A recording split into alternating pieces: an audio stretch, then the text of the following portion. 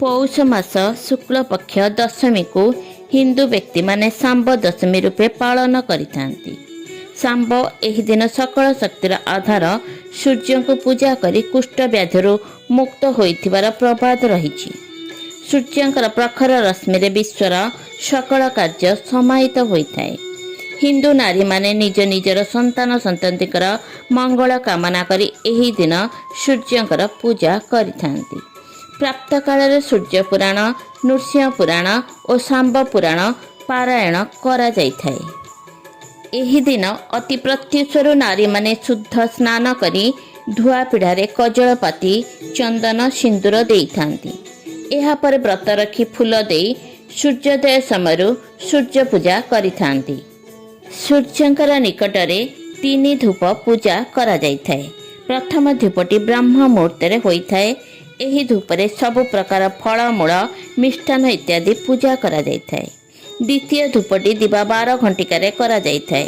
ଏହି ଧୂପରେ ଜାଉ, ଖେଚୁଡ଼ି, ଘଡ଼ଘଡ଼ିଆ ତରକାରୀ ଇତ୍ୟାଦି ନୈବେଦ୍ୟ ବଢ଼ାଯାଇଥାଏ। ତୃତୀୟ ଧୂପଟି ସୂର୍ଯ୍ୟାସ୍ତ ବା ଗୋଧୂଳି ବେଳାରେ ସମାପିତ ହୁଏ। ପୁରାଣରୁ ଜଣାଯାଏ ଯେ ସୂର୍ଯ୍ୟଙ୍କର ଉପାସନା କରି ଯୁଧିଷ୍ଠିର ଏକ ପାତ୍ର ଲାଭ କରିଥିଲେ, ଯେଉଁଥିରୁ ପର୍ଯ୍ୟାପ୍ତ ପରିମାଣର ଖାଦ୍ୟ ସେ ଦାନ କରୁଥିଲେ। ହର୍ଷବର୍ଦ୍ଧନଙ୍କର ସଭାକବି ମୟୂର ସୂର୍ଯ୍ୟଙ୍କର ଉଦ୍ଦେଶ୍ୟରେ ଏକ ଶତକ ରଚନା କରି କୁଷ୍ଠ ରୋଗରୁ ମୁକ୍ତ ହୋଇଛନ୍ତି ବୋଲି କିମ୍ବଦନ୍ତୀ କୁହେ। ଭାରତରେ ସୂର୍ଯ୍ୟ ପୂଜା ପାରସ୍ୟରୁ ଆସିଥିବା କୁହାଯାଏ। ଏହା ପ୍ରଥମେ ଉତ୍ତର ଭାରତରେ ପ୍ରବେଶ କଲା ଏବଂ ମଗ ନାମଧାରୀ ଗୋଷ୍ଠୀ ଏହାର ପୃଷ୍ଠପୋଷକ ଥିଲେ।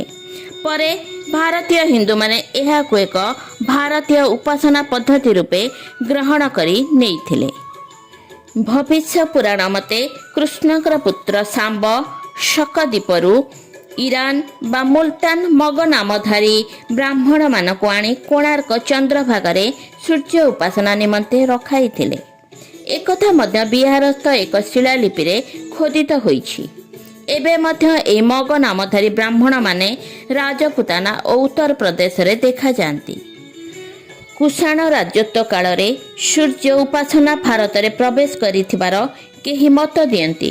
ହର୍ଷବର୍ଦ୍ଧନ ଏବଂ ତାଙ୍କର ପୂର୍ବ 3 ପୁରୁଷ ପ୍ରଭାବରବର୍ଦ୍ଧନ, ଆଦିତ୍ୟବର୍ଦ୍ଧନ ଏବଂ ରାଜ୍ୟବର୍ଦ୍ଧନ ପ୍ରମୁଖ ପରମ ଆଦିତ୍ୟ ଭକ୍ତ ଭାବେ ଅଭିହିତ।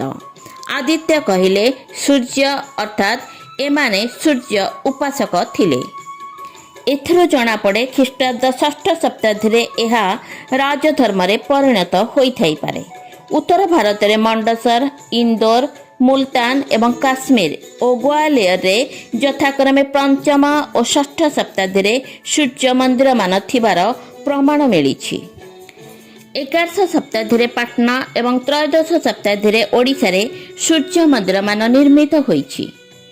ଓଡ଼ିଶାରେ ସୌର ଧର୍ମର ସ୍ୱତନ୍ତ୍ର ଗୋଷ୍ଠୀ ଥିବା ଜଣାଯାଏ ନାହିଁ। ଅଥଚ ସେ ଓଡ଼ିଶା ଧର୍ମ ଦେବତା ପ୍ରତ୍ୟହ 3 ଥର ତାଙ୍କୁ ତିଳ ତର୍ପଣ କରାଯାଇଥାଏ।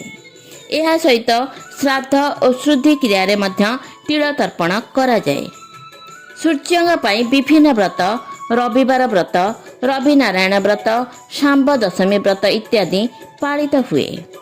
ଶାମ୍ବ ଦଶମୀ ସୂର୍ଯ୍ୟ ପୂଜା ଓଡ଼ିଶାରେ ମୁଖ୍ୟ ପର୍ବ। ଏହି ଦିନ ସୂର୍ଯ୍ୟଙ୍କର ଉଦ୍ଦେଶ୍ୟରେ ସକାଳେ ପିଠା, ମଧ୍ୟାହ୍ନରେ ଘଡ଼ଘଡ଼ିଆ ତରକାରୀ ଏବଂ ସନ୍ଧ୍ୟାରେ ମିଷ୍ଟାନ୍ନ ସମର୍ପଣ କରାଯାଇଥାଏ। ଶାମ୍ବ ପୁରାଣରେ ଶାମ୍ବ ଉପାଖ୍ୟାନରେ କୋଣାର୍କର ସୂର୍ଯ୍ୟ ମନ୍ଦିର ଓ ସୂର୍ଯ୍ୟଙ୍କର ପୂଜା ପଦ୍ଧତି ବିଷୟରେ ବର୍ଣ୍ଣିତ ହୋଇଛି। ଏହି ମତେ ଶ୍ରୀକୃଷ୍ଣଙ୍କର ପୁତ୍ର ଶାମ୍ବ ପିତାଙ୍କର ଅଭିଶାପରୁ କୁଷ୍ଠ ରୋଗରୁ ମୁକ୍ତି ଲାଭ ନିମନ୍ତେ ଦେବର୍ଷି ନାରଦଙ୍କର ପରାମର୍ଶ କ୍ରମେ ମୈତ୍ରୀୟ ବନରେ ଚନ୍ଦ୍ରଭାଗା ନଦୀ କୂଳରେ ସୂର୍ଯ୍ୟ ଉପାସନା କରିବାକୁ ନିର୍ଦ୍ଦେଶ ଦେଇଥିଲେ। ନାରଦ କହିଲେ, ଶାମ୍ବ ଚାଲ, ଏହି କ୍ଷଣ ଚନ୍ଦ୍ରଭାଗା କୂଳେ ସେବ ସୂର୍ଯ୍ୟ ନାରାୟଣ। ଶାମ୍ବ ତାହା ହିଁ କଲେ।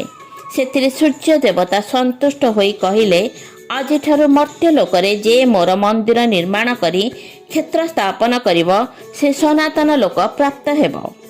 ତା ପରଦିନ ଶାମ୍ବ ଚନ୍ଦ୍ରଭାଗା ତୀର୍ଥରେ ସ୍ନାନ କରୁଥିବା ସମୟରେ ନଦୀ ଗର୍ଭରୁ ଏକ ମଣି ବିଗ୍ରହ ପାଇଲେ। ଏହା ଥିଲା ସୂର୍ଯ୍ୟଙ୍କର ଏକ ଦ୍ୱିଭୁଜ ପ୍ରତିମା। ସେ ଚନ୍ଦ୍ରଭାଗା ନଦୀ କୂଳରେ ମନ୍ଦିରଟିଏ ନିର୍ମାଣ କରି ତାଙ୍କୁ ସ୍ଥାପନା କଲେ। ସୂର୍ଯ୍ୟ ପୂଜାର ପ୍ରଚାର ପ୍ରସାର ନିମନ୍ତେ ଶାମ୍ବ ଓଡ଼ିଶାର ପ୍ରଥମଟି ଚନ୍ଦ୍ରଭାଗା ନଦୀ କୂଳରେ, ଦ୍ୱିତୀୟଟି ଯମୁନା ନଦୀ ଏବଂ ତୃତୀୟ ପଞ୍ଜାବର ଚେନାବ ନଦୀ ମୁଲତାନ ପାକିସ୍ତାନ କୂଳରେ ସୂର୍ଯ୍ୟ ମନ୍ଦିର ନିର୍ମାଣ କରିଥିଲେ। ଏହି କ୍ରମରେ ଭାରତରେ ସୌର ଧର୍ମ ଓ ପୂଜାର କ୍ରମଶଃ ପ୍ରସାର ହେଲା। ଆମ ଓଡ଼ିଶାରେ ଭଦ୍ରକର ପାଳିଆ ସୂର୍ଯ୍ୟ ମନ୍ଦିର, ଭୁବନେଶ୍ୱର ଖଣ୍ଡଗିରିର ଅନ୍ତଗୁଫା ଖୋଦିତ ସୂର୍ଯ୍ୟ ମୂର୍ତ୍ତି ଏବଂ ମୟୂରଭଞ୍ଜର ଖିଚିଂ ଇତ୍ୟାଦିରେ ସୂର୍ଯ୍ୟମୂର୍ତ୍ତି ଉଲ୍ଲେଖନୀୟ। ଶାମ୍ବ ଦଶମୀ ବ୍ରତ ସମ୍ପର୍କରେ ନାନାବିଧ ମତ ରହିଅଛି। ନାରଦ ଏହି ବ୍ରତ ପାଳନ କରିବା ପାଇଁ ରୁକ୍ମିଣୀଙ୍କୁ କହିଛନ୍ତି। ଅର୍କ କ୍ଷେତ୍ରରେ ଗୌତମ ବିପ୍ରପତ୍ନୀ ପଦ୍ମାବତୀ ଏହି ବ୍ରତ ପାଳନ କରି ସୌଭାଗ୍ୟ ଲାଭ କରିଛନ୍ତି। ଏହି ବ୍ରତ ପାଳନ କରି ଶାମ୍ବ କୁଷ୍ଠମୁକ୍ତ ହେବା କଥା ମଧ୍ୟ ବହୁ ପୁରାଣ କାହାଣୀରୁ ସୂଚିତ। ନାରଦଙ୍କୁ ଅବମାନନା କରିବାରୁ ନାରଦ ରାଗି ଯାଇ ଶାମ୍ବର ଗୋପୀମାନଙ୍କ ସହିତ ଅବୈଧ ସମ୍ପର୍କ ରହିଥିବା କଥା କୃଷ୍ଣଙ୍କୁ ଜଣାଇଲେ। କୃଷ୍ଣଙ୍କର କ୍ରୋଧରେ ଶାମ୍ବ ହେଲେ କୁଷ୍ଠାକ୍ରାନ୍ତ। କୃଷ୍ଣଙ୍କ ପରି ସୁନ୍ଦର ଶାମ୍ବକୁ କୁଷ୍ଠପତିମାନେ କୁଷ୍ଠ ମନେ କଲେ ଏବଂ ସତ୍ୟଭାମାଙ୍କ ଅଭିଶାପରେ ଶାମ୍ବ ହେଲେ କୁଷ୍ଠାକ୍ରାନ୍ତ। ଶାମ୍ବକୁ ଦ୍ୱାର ଦେଶରେ ଜଗାଇ କୃଷ୍ଣ ଅଷ୍ଟପାଷ୍ଟବସିକ ଗହଣରେ ଥିଲେ ଓ ଦୁର୍ବାସାଙ୍କର ଆଦେଶରେ ଶାମ୍ବ କୃଷ୍ଣଙ୍କୁ ଡାକିବାରୁ କୃଷ୍ଣ ଶାମ୍ବକୁ କୁଷ୍ଠରୋଗ ହେଉ ବୋଲି ଅଭିଶାପ ଦେଲେ। ତେବେ ଶାମ୍ବ ମୈତ୍ରେୟ ବନରେ ସୂର୍ଯ୍ୟ ଉପାସନା କରି କୁଷ୍ଠମୁକ୍ତ ହେଲେ। ରୋଗ ଶୋକରୁ ମୁକ୍ତ ହେବା ପାଇଁ, ସୁଖ ସୌଭାଗ୍ୟ ଲାଭ ପାଇଁ ଏହି ବ୍ରତ ପାଳିତ ହୁଏ।